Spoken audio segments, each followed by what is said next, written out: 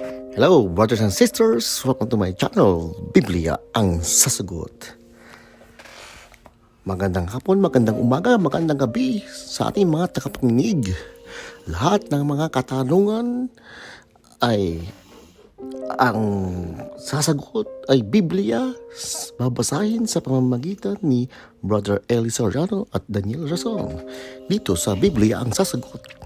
Ang ating paksa ngayon ay 7 uri ng tao na sinasabi sa Biblia na hindi maliligtas. Tara, basahin natin kung ano ang masasabi ng Biblia. Nagtataka ka ba kung bakit mahal ng Diyos ang lahat ng labis? May ilang taong nang hindi maliligtas. Nagpapaisip sa atin ang tanong na ito, kung paano gumagana ang pag-ibig ng Diyos. Ang pag-ibig ng Diyos ay malaki at pare-pareho. Ngunit ginagalang din niya ang kanyang mga tuntunin. Sa Kristyanismo, pinaniniwalaan ng nais ng Diyos na maligtas ang lahat, anuman ang kanilang kasarian, edad o lahi. Sa Mateo Kabanata, sinasabi ng nais ng Diyos na maligtas ang lahat at malaman ang katotohanan. Ngunit, ano ang masasabi natin tungkol sa mga tila malayo sa kaligtasan? Ngayon, tatalakayin natin ang maaaring mahirapan sa paghahanap ng kaligtasan. Mahalaga magbayad ng pansin. Ang isa sa atin ay maaaring makaharap ng mga balakid na kung hindi malalampasan ay pipigil sa atin na makamit ang kaligtasan. Kaya manatiling gising at mag-isip-isip tayo sa ating sarili. Naglalarawan ba ang alinlangmang mga ito sa espiritual na landas? Ang sagot ay maaaring makatulong sa atin na mas maunawaan ang pag-ibig ng Diyos at kung ano talaga ang ibig sabihin ng kaligtasan. Hinihikayat ko ang lahat ng panoorin ang detalyadong video na ito. Magdasal, tumanggap ng mga biyaya para sa inyo, sa inyong mga pamilya at inyong mga kaibigan. Bago tayo magsimula sa katalakayan, humihingi ako ng inyong tulong. Pakiusap, i-like ang video na ito, mag-subscribe sa aming channel at ibahagi ang mensaheng ito. Ang bawat kilos ninyo ay tumutulong sa pagpalaganap ng ebanghelyo na umaabot sa mas maraming tao at nagpapalakas ng impluwensya ng Diyos sa mundo. Mga minamahal ka kapatid, kailangan nating harapin ang isang nakakagulat na katotohanan. Hindi lahat sa mundong ito ay maaaring maliligtas. Ang katotohanan ito ay isang babala lalo na para sa mga regular na pumupunta sa simbahan. Ang pagdalo sa misa tuwing linggo, pagbiging aktibo sa komunidad, pagbibigay ng pera, pag-angkin ng ikaw ay Kristiyano, pakikipag-usap ng may respeto, o pagiging binyagan ay hindi ginagarantiyahan ng kaligtasan. Sinasabi sa Biblia sa Mateo na binalaan ni Jesus na sa araw ng paghuhukom, marami ang magsasabing gumawa sila ng mga himala sa kanyang pangalan. Ngunit sasabihin niya sa kanila na hindi niya nakilala at kailangan nilang umalis dahil gumawa sila ng mga maling bagay.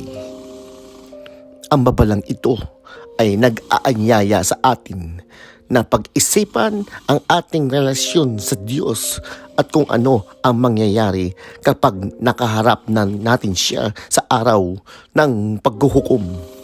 Itanong natin sa ating sarili kung babalik si Jesus ngayon. Handa at karapat-dapat kaya tayo nakasuot ng kanyang kabutihan at walang sala? Mahalagang pag-isipan ito para sa ating spiritual na paglalakbay. Nagpapasalamat tayo para sa katataong panoorin ang video na ito, lalo na sa isang mahalagang panahon. Tulad ng sinabi sa Korinto, lahat tayo ay haharap kay Jesus upang husgahan para sa ating mga gawa, mabuti pa man o masama. Ngayon, pag-isipan natin ang 7 uri ng mga tao na nilalarawan sa Biblia na itinuturing na lampas sa kaligtasan. Ang unang grupo na pag-uusapan natin ay ang mga hindi naniniwala. Sino sila? Sila ang mga taong hindi naniniwala sa kwento ni Jesus. Ang kanyang kapanakan, kamatayan, paglilibing, at muling pagkabuhay. Ayon sa Biblia, ang mga taong ito ay hindi maaaring maligtas. Ang tanging paraan para mapatawad ay magkaroon ng pananampalataya sa Diyos. Walang pananampalatayang ito, walang makakalaya mula sa kasalanan at sa kontrol ni Satanas. Ang kaligtasan ay dumarating lamang sa pamamagitan ng pananampalataya sa Diyos at pagtanggap kay Hesukristo bilang kanyang anak. Marahil pamilyar ka sa talata ng Juan na sasabing ang gaano kamahal ng Diyos ang sangkatauhan. Ipinapakita niya ang pagmamahal na ito sa pamamagitan ng pagbibigay ng kanyang bugtong na anak upang sino mang maniwala sa kanya ay magkakaroon ng buhay ng walang hanggan. Mukhang simple ang plano ng kapatawaran na ito, ngunit hindi lahat ay nakikita ito sa ganoong paraan. Kaya mapanganib ang hindi paniniwala. Bukod dito, hindi mailigtas ng Diyos ang sinumang naghahanap ng kaligtasan sa ibang paraan maliban kay Hesukristo. Sinabi sa Juan na may ilang tao na tumatanggi sa buhay na inaalok ni Jesus.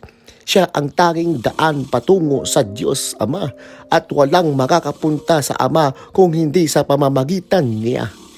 Malinaw na sinabi sa gawa na walang iba ang pangalan sa lupa na makakapagligtas sa mga tao maliban kay Hesukristo.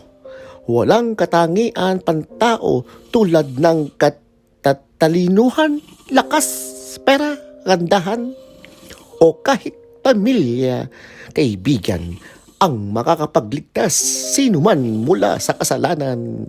At ang ating kapatawaran ay lubos na nakasalalay sa sakripisyo ni Jesus na ibinigay ng kanyang buhay at dugo at krus para sa ating mga kasalanan. Lumipat tayo sa isang grupo na binanggit sa Biblia na ang mga impokrito. Tinalakay ito ni Jesus sa Mateo.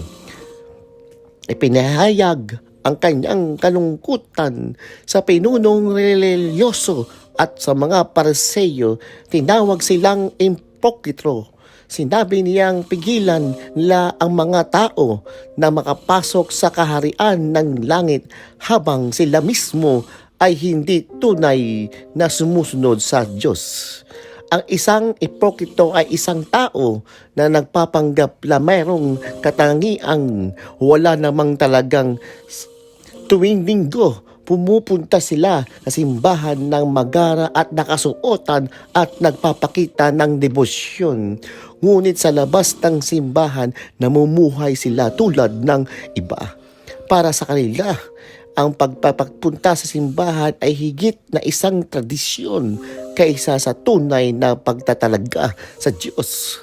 Maaari silang manalangin at kumanta sa simbahan, ngunit ang kanilang mga aksyon at iniisip ay hindi nagpapakita na tunay silang sumusunod kay Jesus. Kahit gumugugol sila sa maraming oras sa simbahan, hindi sila nagpapakita ng mga konkretong tanda ng pananampalataya. Nag-aatubili silang magtubos na talaga sa kaharian ng Diyos at maaaring magdulot ng pagkasira ng loob sa iba ng gawain ito. Sa Biblia, Lucas, ang kwento tungkol sa isang Pariseo na inakali niyang mas mabuti siya kaysa sa iba.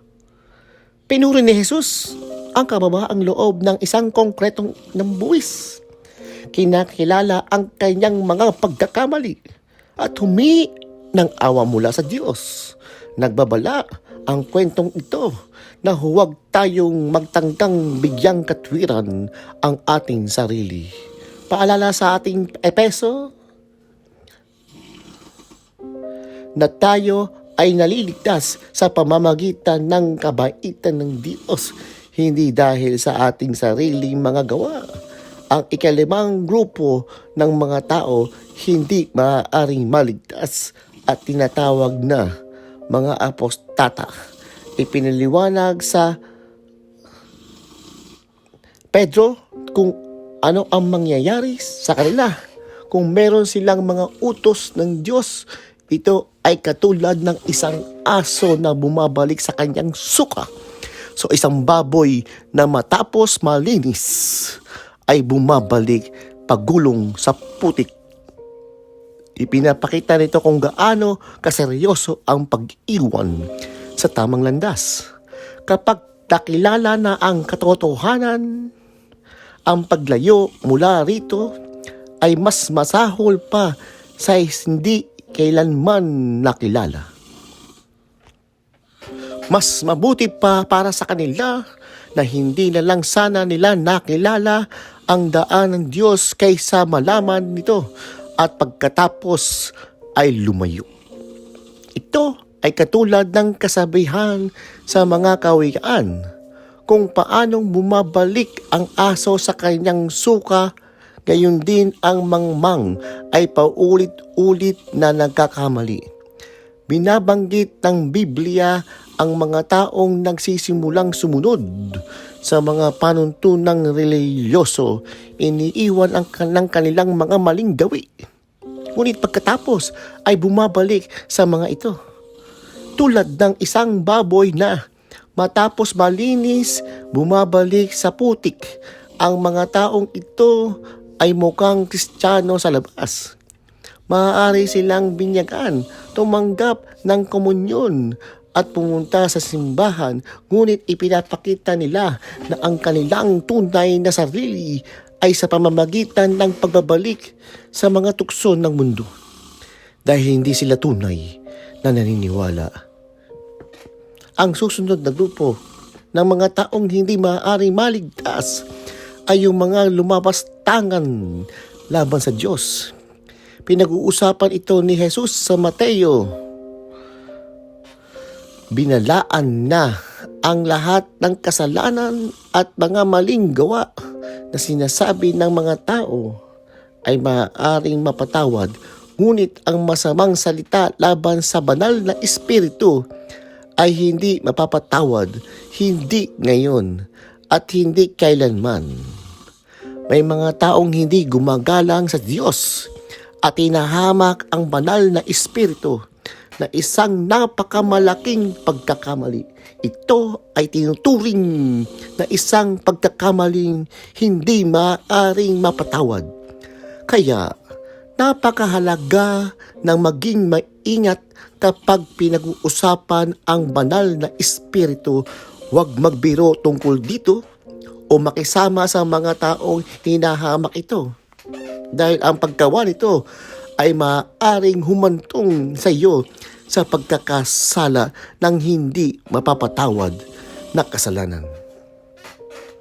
Ang huling grupo ng tao na hindi maaaring mailigtas ay yung mga namatay.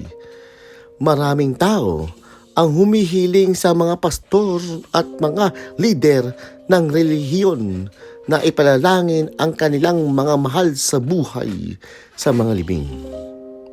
Mahalaga na maintindihan na ang mga panalangin ay hindi makakapagbago sa kung ano ang nangyayari sa isang tao, pagkatapos ng namatay. Ang kaligtasan ay posible lamang sa habang sa isang tao ay may buhay pa. Kapag namatay na, huli na. Ayon sa ilan, walang suporta sa Biblia ang ideya ng purgatorio. Ang kaligtasan ay maaari lamang mangyari habang tayo ay nabubuhay, na nagpapakita ng kung gaano kahalaga na maialay natin ang ating buhay kay Jesus. Mga kaibigan, umaasa ako na ngayon ay naiintindihan mo na may ilang mga tao na hindi maaaring maligtas. Ang ilang mga tao ay hindi maaaring mailigtas. Hindi dahil hindi sila mahal ng Diyos, kung hindi dahil iginagalang nila ang kanyang mga pagkataran. Ang pinakamalaking gawa ng pagmamahal ay nagsinugo ng Diyos ang kanyang anak upang mamatay para sa atin sa krus, kahit na tayo ay puno ng kasalanan. Pagkatapos ng kahangahangang pagsakripisyong yon, kung pipiliin ng Diyos ang isang tao na hindi maniwala, hindi babaguhin ng Diyos ang kanyang mga patakaran para sa kanila. Ngayon, matindi kong tinatanong sa iyo, talaga bang hinayaan ninyong si Jesus ay maging inyong Panginoon at tagapagligtas? Kung hindi pa, ay samantalahin ang pagkakataong ito ngayon dahil ito ang tamang panahon. Maraming tao, parehong mga Kristiyano at hindi Kristiyano, ay madalas pag-usapan ang rapture. Ang rapture ay hindi lamang isang palagay, kundi isang bagay na hinulaan.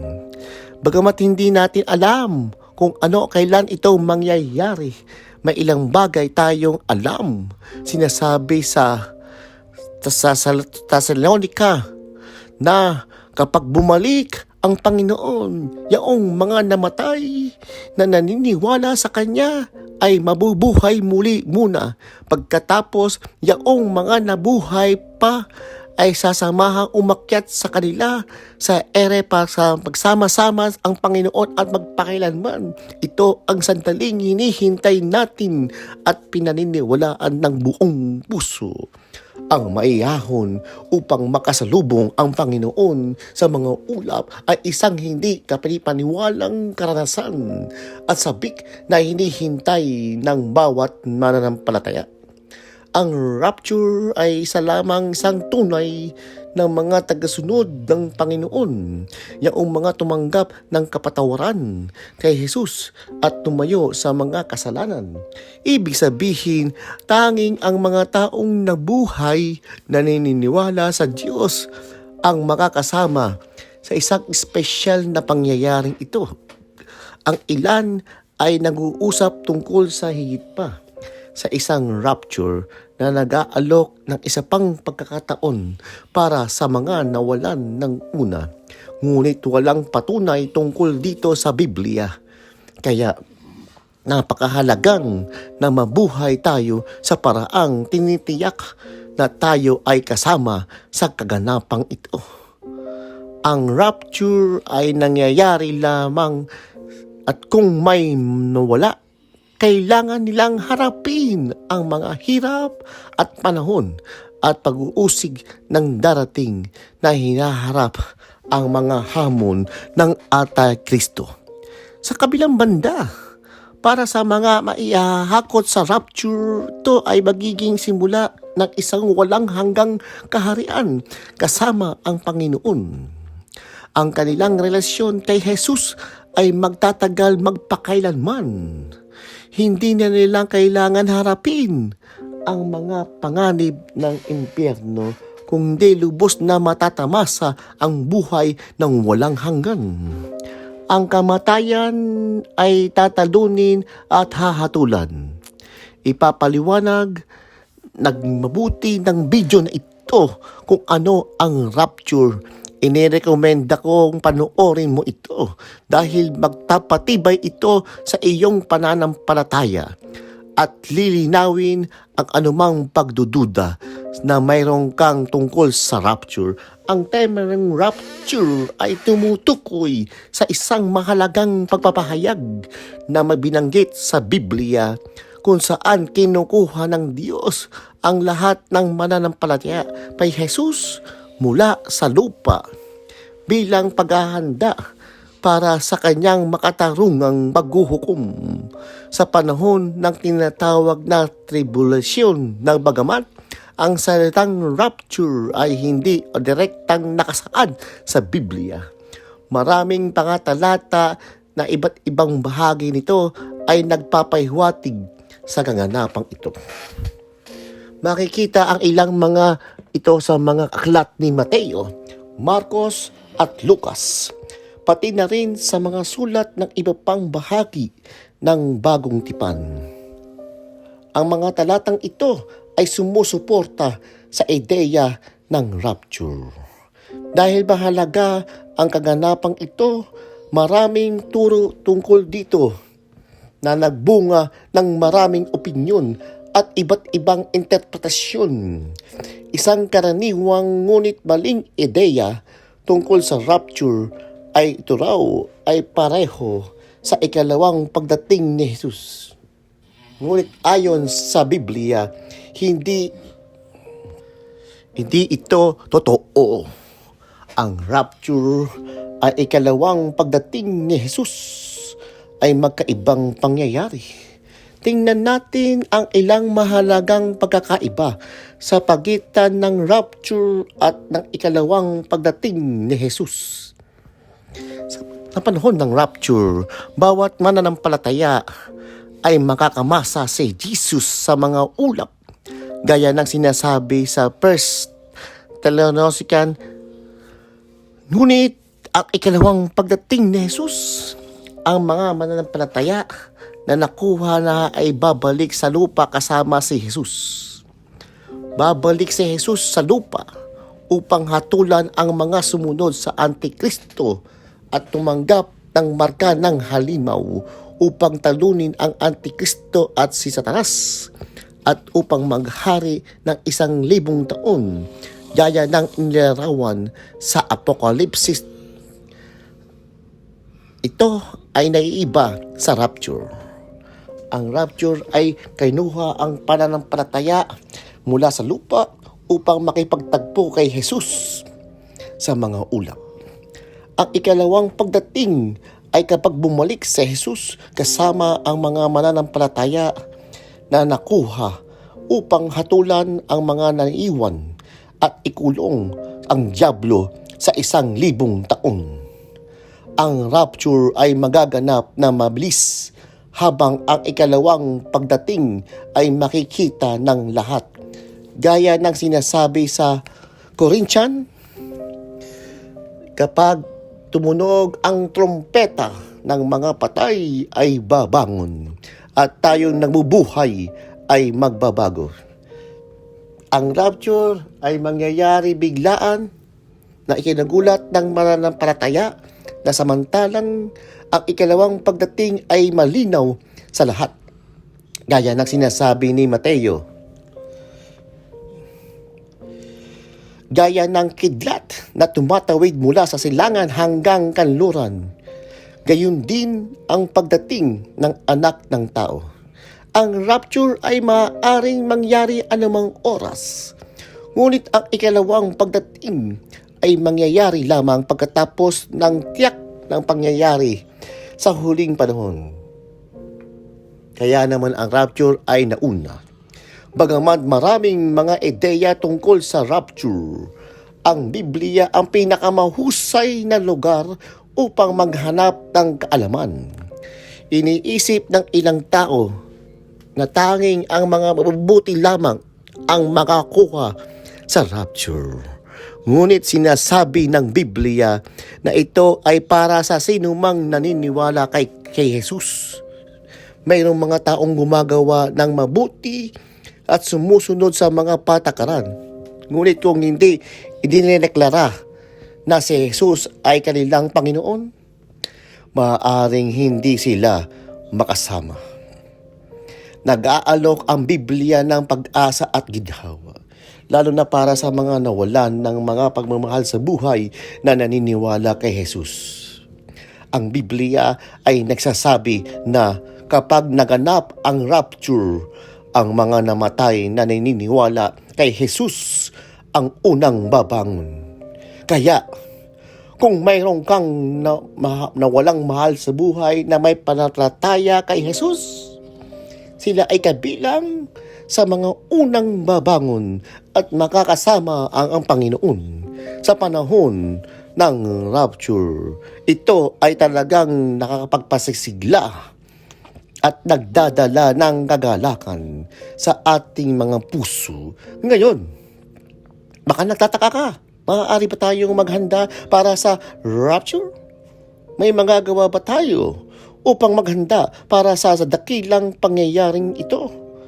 Ang sagot ay tiyak na oo. Hayaan mong ipaliwanag ko kung paano maghanda para sa rapture. Isang mahalagang paraan ay mabuhay ng isang buhay ng pananampalataya at gawin ang tama. Alahanin ang tanong ni Jesus sa Lucas. Ngunit kapag dumating ang anak ng tao, makakita kaya siya ng pananampalataya sa lupa? Kaya, gumawa ng mga bagay na makakatulong sa iyong pananampalataya na lumago at mamuhay ng mabuting buhay.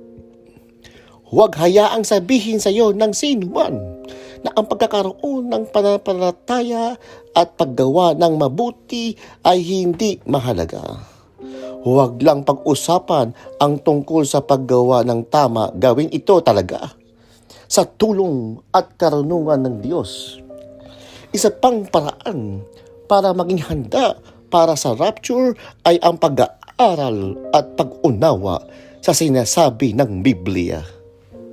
Mahalaga na lumubog sa salita ng Diyos at maintindihan kung ano ang sinasabi nito.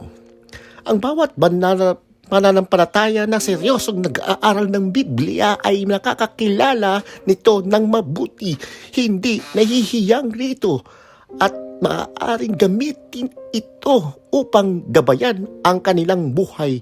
Mahalaga na mabasa, mag-aral, umunawa at mamuhay ayon sa sinasabi ng Biblia at iwasan ang mga turo na mukhang maganda ngunit hindi tapat sa tunay na sinasabi nito. Ang isang turo na masyadong komplikado o hindi malinaw ay maaaring hindi totoo. Ang katotohanan sa Biblia ay kadalasang simple at malinaw upang ang lahat ay makaintindi at maging handa para sa anumang mabuting bagay na nais ng Diyos na gawin nila. Isang mahalagang paraan upang maghanda para sa rapture ay ang manatiling malapit sa ibang mga mananampalataya. Sinasabi sa Kawikaan, tulad ng bakal na nagpapatalastas sa kapwa Baal, ang tao ay nagpapatalas sa kanyang kapwa. Mahalaga talaga na maging bahagi ng isang komunidad ang mga mananampalataya. Marahil, pamilyar ka sa mga kasabihan na may lakas sa pagkakaisa. Hinihikayat ka tayo ng Biblia na huwag tigilan ang pakikipagkita sa ibang mga mananampalataya at huwag mag-isolate. Ang pagiging mag-isa at malayo sa iba ay hindi ang nais ng Diyos. Ito ay isang lasingin ng isang kaaway. Isa pang paraan para maghanda sa rapture ay ang taus-pusong manalangin para sa gabay at lakas habang tayo ay nabubuhay sa mga huling araw na ito. Ang pananalangin ay nakakatulong upang manatili tayong malapit sa Diyos. Lalo na kapag nakikiramdam natin ay nag-iisa tayo. Kahit na pakiramdam natin ay mahina, bibigyan tayo ng Diyos ng lakas upang hindi tayo mabuwal. Habang ikaw ay naghahanda para sa rapture, Tandaan na ipinapakita sa atin ng Diyos ang mga palatandaan upang magabayan tayo. Hindi tinukoy ng Biblia kung kailan magaganap ang rapture, ngunit pinapahalahanan tayo na ang magbantay sa mga palatandaan ng mga huling araw. Sinabi ni Jesus ang tungkol sa mga palatandaang ito at sinabi ni magiging mapagbantay dahil inilarawan ni Jesus ang mga pangyayaring ito. Mahalaga na bigyang pansin natin ang sinasabi ng Biblia kung paano mamuhay sa mga panahong ito. Tulad ng sinabi ni Jesus sa Mateo, "Kapag nakita ninyo ang lahat ng ito, malalaman ninyong malapit na ito, nasa pintuan na." Sa video na ito, susuriin ko ang 3 mahahalagang turo ni Jesus at kung paano ito naaangkop ngayon sa mga Kristiyano. Sinabi ni Jesus sa Mateo na tayo ay pagpapalain kung ginagawa natin ang gusto niya sa kanyang pagbabalik. Pag-usapan ang kanyang pagbabalik. Itinakda ni Jesus ang tunay na katapatan bilang aktibong pagtupad sa kanyang mga hinihiling. Nangako siya ng pagpapala sa mga gumagawa ng gusto niya. Ngunit, ano nga ba ang ibig sabihin ng gawin ang gusto niya? Ano ang dapat nating gawin sa kanyang pagbabalik? Ang pagiging tapat ngayon ay nangangahulugang pagtupad sa mga gawain ng inaatas ni Jesus sa mananampalataya. Kasama rito ang pag-aalala sa gawain na ibinigay niya hanggang sa kanyang maluwalhating pagbabalik. Ipinakita ni Jesus ang konseptong ito sa talighaga ng mga talento. Ang matagpuang ginagawa ang gusto niya ay nangangahulugang aktibong paglahok at pagtatalaga sa misyon na ipinakatiwala sa atin. Isinasagawa ito ng maayos habang sabik tayong maghintay sa kanyang pagbabalik. Isa sa ating mga responsibilidad ay ang pagpapalaganap ng mensahe ng Ebanghelyo. Inatasan ni Jesus ang bawat isa niyang tagasunod na ibahagi ang mabuting balita ng Ebanghelyo bilang bahagi ng dakilang utos na nangangahulugang ito na bawat mananampalataya ay tinatawagang magsalita tungkol sa Kanya at sa Kanyang kaharian. Kahit na may humigit kumulang 8 bilyong tao sa mundo, dapat tayong magpatuloy sa papalaganap ng mensahe ng kaharian ng Diyos sa kabila ng mga pagsubok o hadlang. Bukod dito, inutusan tayo ni Jesus na gumawa ng mga disipulo tulad ng malinaw na sinabi sa Mateo. Itinuro ninyo sa kanila ang pagsunod sa lahat ng inuutos ko sa inyo at tandaan ako ay laging kasama ninyo hanggang sa wakas ng panahon. Ngayon, may malaking pangangailangan para sa mas maraming disipulo at nais ni Jesus na ang bawat isa niyang tagasunod ay makakatulong sa pagpaparami ng mga disipulo at sa pagpapalawak ng gawain ng kanyang kaharian. Tanging ang mga disipulo lamang ang makakagawa ng iba pang disipulo. Mayroong matinding pangangailangan para sa higit pang mga manggagawa para sa kaharian ng Diyos ngayon. Ngayon, kapag kayo ay nagsisikap na mapalapit ang mga tao sa Diyos, mahalin siya, paglingkuran siya, at ipakita kung sino siya, ginagawa natin ang inuutos sa atin ni Jesus. Sa ganitong paraan, tayo ay nagpapatuloy na sapat na pagtupad sa kanyang gawain sa kanyang pagbabalik.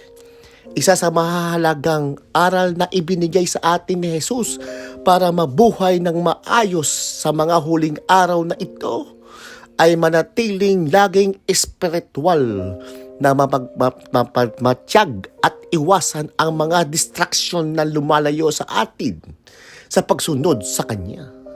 Tulad ng sinabi ni Jesus sa Marcos, mag-ingat kayo, magbantay at manalangin sapagkat hindi ninyo alam kung kailan darating ang oras na iyon.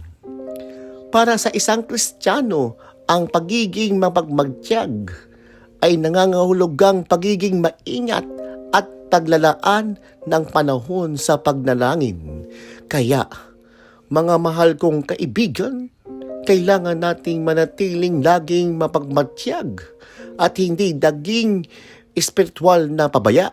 Ito ay isang paalala upang palalimin ang ating gawain sa panalangin habang hinihintay natin ang pagbabalik ng Panginoon. Sa panalangin, nakakahanap tayo ng biyaya, ginhawa at lakas, mga mahalagang elemento para harapin ang mga hamon ng mga huling araw na ito at maiwasan ang mga bitag at panlilinlang. Dahil sa mahirap na panahon ng ating kinahaharap, mahalaga na ikaw ay ako ay maglaan ng makabuluhang oras araw-araw para makakonekta sa Panginoon. Sa pamamagitan ng panalangin, itanong mo sa iyong sarili, gaano kalakas ang iyong buhay sa panalangin? Gaano karaming oras ang iyong inalalaan para sa panalangin araw-araw? Ang pagpapanatili ng isang patuloy na saloobin ng panalangin ay mahalaga para maunawaan ang kalooban ng Diyos para sa iyo at malaman kung ano ang mga hakbang ang nais niyang iyong gawin sa sandaling ito. Ang pakikipag-usap sa Diyos ay nagbibigay sa atin ng kalamangan laban sa mga panlianglang ni Satanas na palaging nagsisikap na ilihis ang mga mananampalataya. Hindi napagtatanto ng maraming mananampalataya na ang mundo ay nagbabago araw-araw upang umayon sa mga plano ng Antikristo. At si Satanas ay nagsusumikap na linlangin ang maraming mananampalataya hanggat maaari. Ngunit tandaan, siya ay talagang bihasa sa pagsisinungaling. Ang paggugol ng maraming oras sa araw-araw na panalangin ay tumutulong sa atin na manatiling mapagmagtiyag at handa para sa pagbabalik ni Jesus. Ang pagiging tamad sa pagiging mapagmadyag sa mga huling araw na ito ay mangangahulugang ng pagwawalang bahala sa mahalagang payo ni Jesus na maging gising at mapagmadyag sapagkat hindi natin tiyak kung kailan siya babalik. Tulad ng sinabi sa Marcos,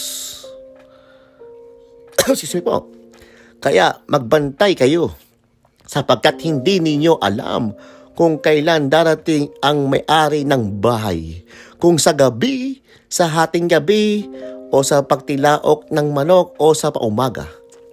Baka bigla siyang dumating at matagpuan kayong natutulog. Malinaw ang payong ito. Dapat nating iwasan ang pagiging espiritual na tamad.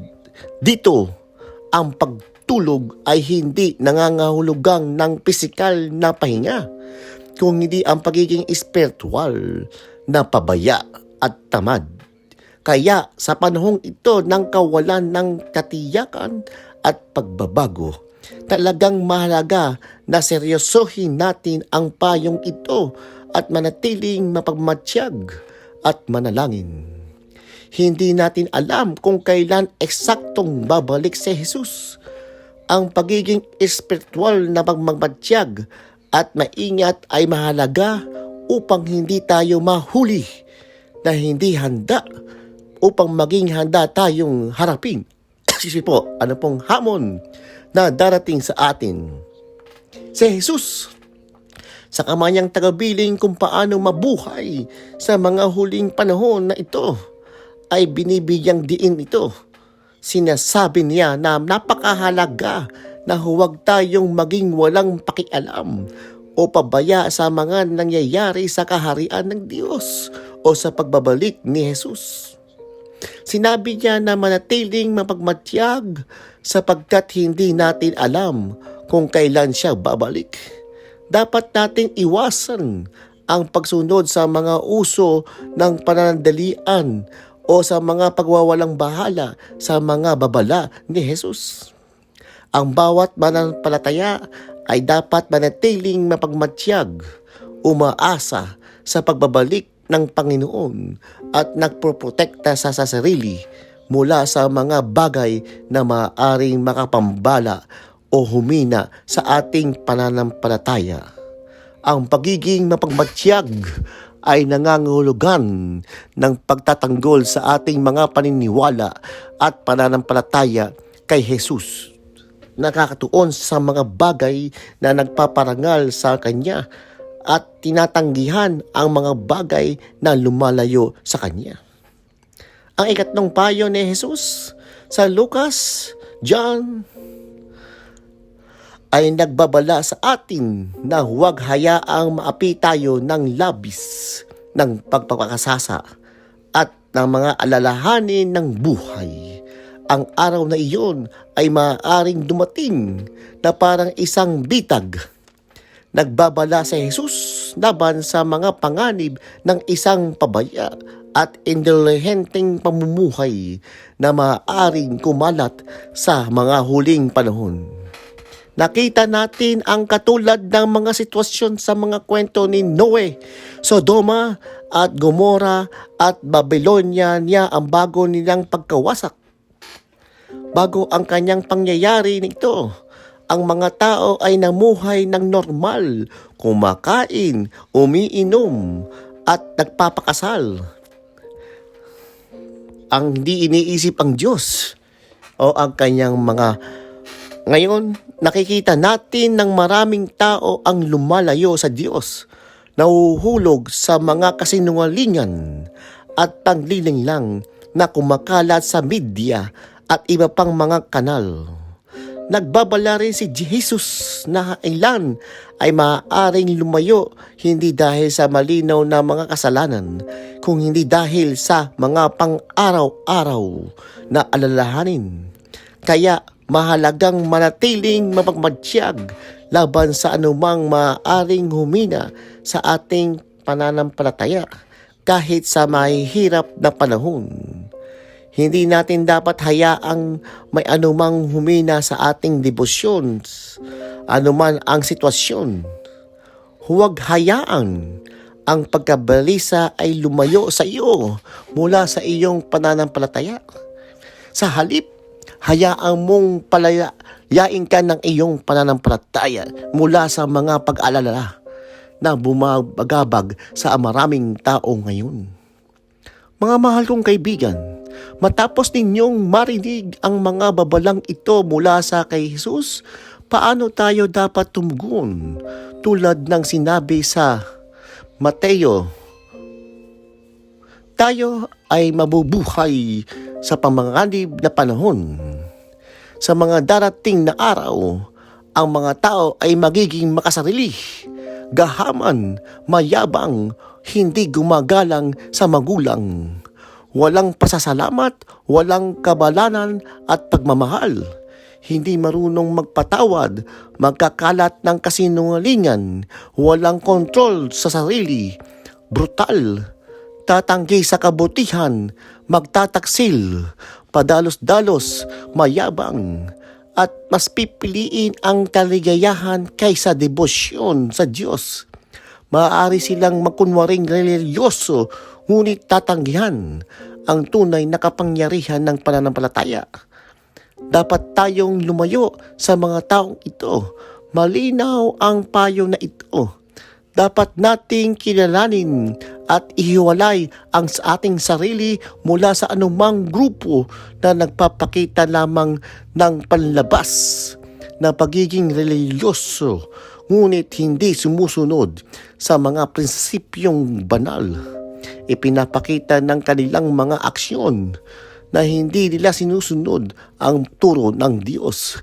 Habang hinihintay natin ang pagbabalik ng Panginoon, kailangan nating manatiling matatag sa ating pananampalataya at ipagtanggol ang ating mga pinaniniwalaan.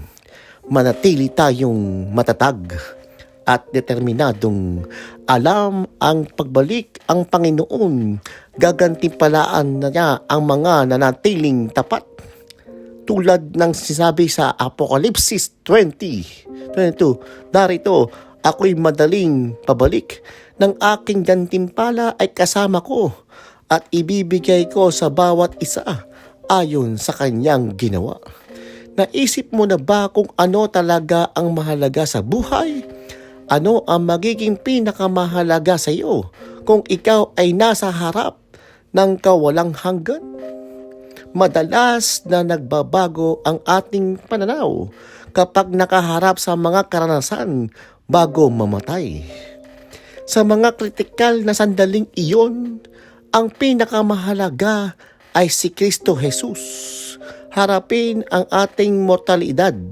Malinaw na ang ating koneksyon kay Kristo na posible sa pamamagitan ng kanyang sakripisyo sa krus.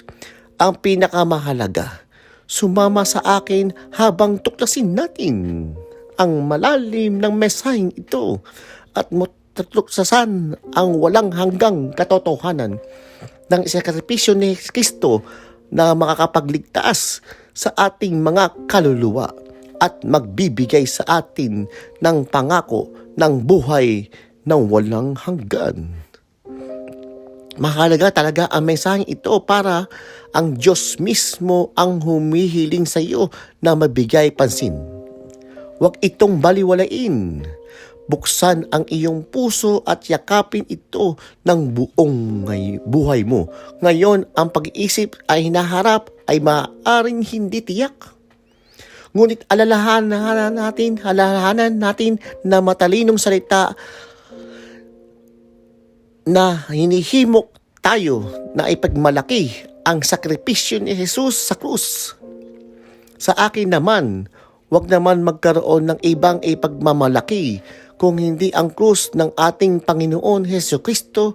Sa pamamagitan nito'y ipinako sa krus ang mundo para sa akin at ako ay para sa mundo. At kapag inisip natin ang kawalang hanggan, ang mga bagay na karaniwan nating pinagpapahalagahan ay tila hindi na gaanong mahalaga.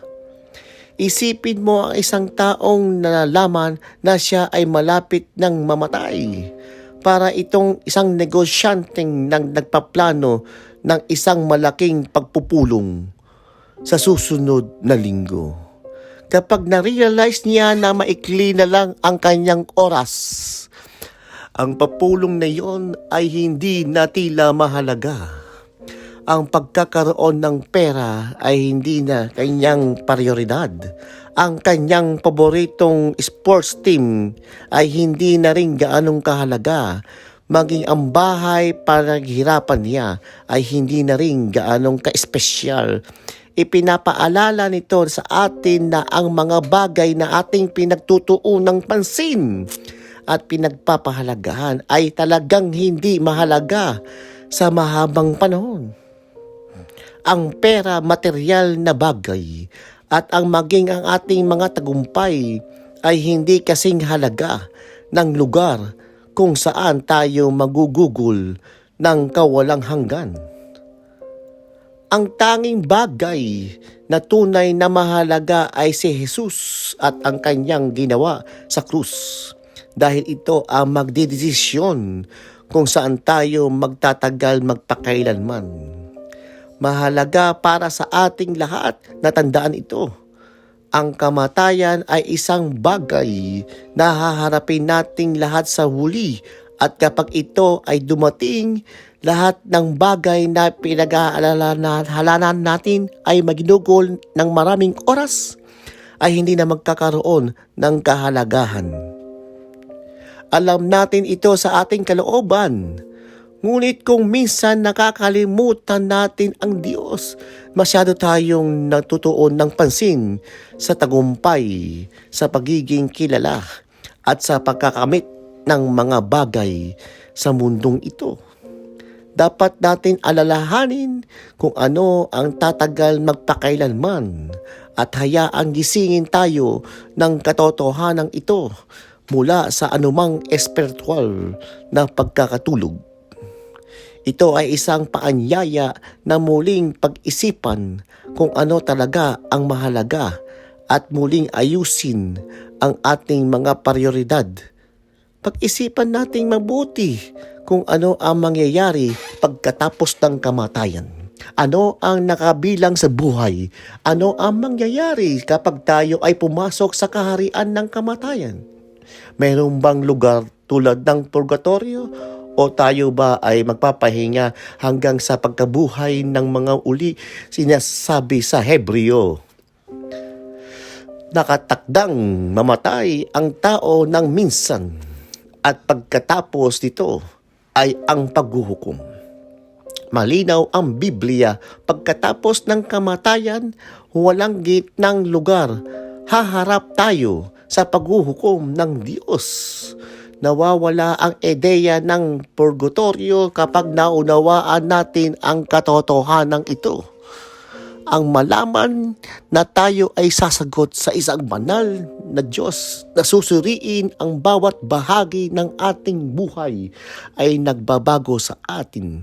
Kahit ang ating mga salita ay huhusgahan, papalapit na ang paghuhukom at mahalagang maging handa sa paghuhukom na ito ang ating mga ginawa, ang magdedesisyon kung saan tayo pupunta. Sinasabi sa Korinto tungkol sa kahalagahan ng krus. Ang salita ng krus ay kahalagan sa mga napapahamak. Ngunit sa atin na maliligtas ito ang kapangyarihan ng Diyos. Magbulay-bulayan natin ang mga salitang ito. Iniisip ng ilan na ang mensahe ng krus ni Jesus ay kakatwa. Ngunit para sa mga naliligtas, dito nagpapakita ang kapangyarihan ng Diyos. Ang krus ay nagpapakita kung sino ang patungo sa kapamahakan at sino ang nasa landas ng kaligtasan. Ang krus ni Jesus ay nagpapatawad ng ating mga kasalanan. Kung wala ang nangyari doon at muling pagkabuhay, wala tayong paraan upang maligtas. Tulad ng sinabi ni Pablo, sa akin naman, wag na wag magkaroon ng ibang pagpapamalaki kung hindi ang krus ng ating Panginoon, Hesukristo. Nais niya na magtuon tayo ng pansin kay Jesus, magtiwala sa krus at magkaroon ng pananampalataya sa nagligtas sa atin. Ang krus ay nagbibigay sa atin ng pag-asa at nagpapaalala sa atin ng pagmamahal at sakripisyo na nagdala sa atin ng kaligtasan.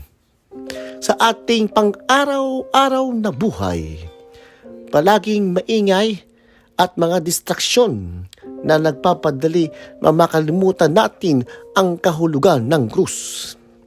Natatagpuan natin ang ating mga sarili na humahabol sa personal na nakita at pangsamantalang kasiyahan, nawawala ang kahalagahan ng krus.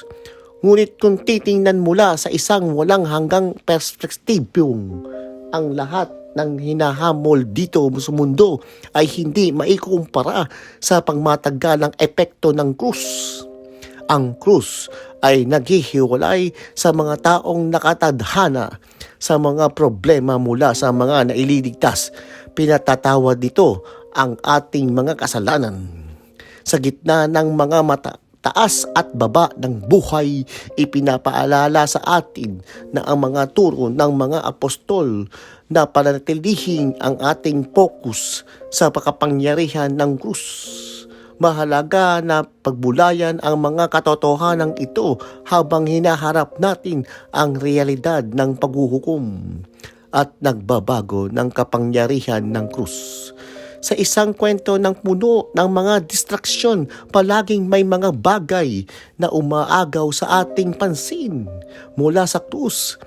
Mahalaga na panatilihin ang krus na sentro ng ating buhay.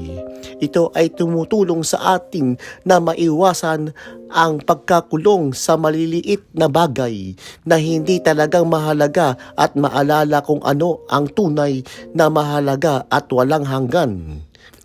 Minsan sinasabi sa atin ng lipunan na umasa sa ating kabutihan at ipagmalaki kung gaano tayo kabuti. Ito ay maaaring magpahiwatig sa atin na tayo ay dakila dahil ang lamang sa ginagawa nating mabuti sa alaga sa ating mga pamilya, tumutulong sa ating mga komunidad o mahusay na namamahala ng ating pera. Ngunit ang ganitong uri ng pag-iisip ay maaaring magbalugtot ng katotohanan tungkol sa kung sino ka talaga tayo. Kaya ganitong paraan ng pag-iisip ay karaniwang sa buong mundo. Kahit sa mga hindi sumusunod sa anumang relihiyon, marami ang hindi nakakakilala ang kanilang mga pagkakamali at ang mga kahihinatnan nito.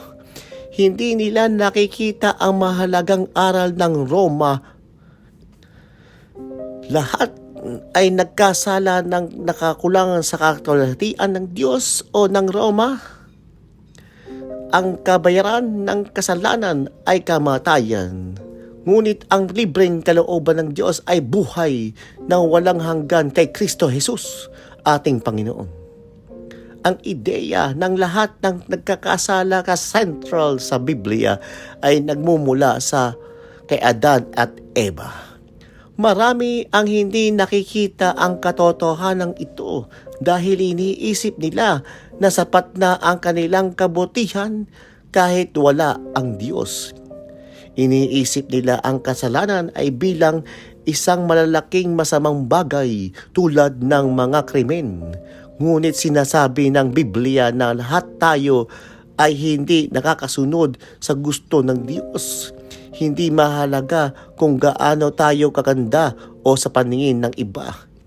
Ito ay isang katotohanan na mahirap tanggapin para sa ilan kapag natuklasan ang ng mga tao na hindi sila kasing buti ng kanilang inaakala. Maaari nilang tanggayan ang ideyang ito at patuloy na maniwala na sila ay tama. Kaya kapag narinig nila ang mabuting balita tungkol kay Jesus at kung paano niya tayo iniligtas mula sa ating mga kasalanan, maaaring hindi na ito maintindihan o isipin na ito ay katawa-tawa. Ang paglaban na ito ay nagmumula sa hindi pagtanggap na kailangan nila ng kaligtasan. Ang ideya ng pagiging ligtas ay hindi tila mahalaga o totoo para sa kanila. Sa halip, umaasa sila sa kanilang sariling mabubuting gawa at iniisip na ito ay sapat upang mapasaya ang Diyos. Isipin po, nadadaya sila sa pag-iisip na ang mensahe ng krus ay si Jesus ay walang halaga at umaasa sa kanilang sarili para maging matuwid. Patuloy na itinataguyod ng mundo ang ideyang ito, pinaniniwalaan na hindi mahalaga ang krus. Ngunit mahalaga na makita natin ang kasinungalingan ito at tanggapin na hindi natin kayang maging matuwid sa harap ng Diyos sa ating sarili. Dapat nating aminin na ating kabutihan ay hindi sapat para iligtas tayo. Maliwanag na ngayon na ang mga tao ay hindi nagbibigay ng sapat na halaga sa buhay. Tingnan mo na lang ang internet para makita kung gaano karaming galit at karahasan ang nasa mundo. Malaki ang pagtas ng mga pagpatay, digmaan, terorismo, higit pa sa nakita natin sa nakaraang 100 taon. Sa nakaraang siglo, mas maraming tao ang namatay sa mga digmaan kaysa sa mga 500 taon na nauna. Humigit kumulang 203 milyong tao ang namatay sa mga digmaan sa nakalipas na 100 taon. Humigit kumulang milyong bata ang namatay at 4 o 5 milyon pa ang nagsugatan sa nakaraang 10 taon dahil sa mga labanan. Kapag nakikita natin ang lahat ng ito, mahirap hindi isipin ang paghuhukom ng Diyos. Maniwala man tayo sa rapture o simpleng nag-iisip tungkol sa nangyayari ng pagkatapos ng kamatayan, ang malaking tanong ay, handa ba tayong makaharap sa Diyos? May tunay ba tayong relasyon kay Jesus? Dapat nating kalimutan ang mga bagay sa buhay na ito na talagang hindi mahalaga. Ang pinakamahalaga ay ang relasyon kay Jesus, ang ating pera, katayuan sa lipunan. Ilang followers na meron tayong sa social media. Lahat ng ito ay hindi kasing halaga ng mangyayari sa ating kaluluwa. Ngayon ang panahon para ibigay ang ating mga puso sa Diyos, humingi ng tawad para sa mga maling bagay ng ating nagawa at manatiling tapat sa katotohanan kahit mahirap. Humingi tayo sa Diyos ng tulong upang mas alaala tayo sa mga bagay na espiritual at makalaya mula sa mga negatibong bagay na pumabaligid sa atin. Naway ang ating pagmamahal sa Diyos ang magtulak sa atin. Binibigyan tayo ng kumpiyansa na kung saan tayo maggugugol ng kawalang hanggan. Amen. Salamat sa pakikinig ng video na ito hanggang sa dulo. Pinapahalagahan namin ang inyong oras at ang atensyon na inalaan sa mga halagang mensaheng ito. Kung nakita ninyong makabuluhan at mahalaga ang nilalaman na ito, inahayayaan kitang namin kayong suportahan kami sa pamamagitan ng pag-like sa video na ito at pag-subscribe sa aming channel. Ang inyong suporta ay tumutulong sa amin na ipalaganap pa ang mga mensaheng ito sa mas malawak na audience. Bukod dito, kung sa tingin ninyo ay makakatulong ang video na ito sa iba, hinihiling namin na magalang na ibahagi ito sa inyong mga kaibigan at pamilya sa WhatsApp o iba pang social media o Facebook. Sama-sama tayong makagawa ng pagkakaiba at mapataas ang kamalayan sa pamahalagang paksa na ito. Maraming salamat muli sa inyong suporta sa pakikinig sa bahagi ng aming komunidad. Hanggang sa muli, brothers and sisters, Biblia ang sasagot.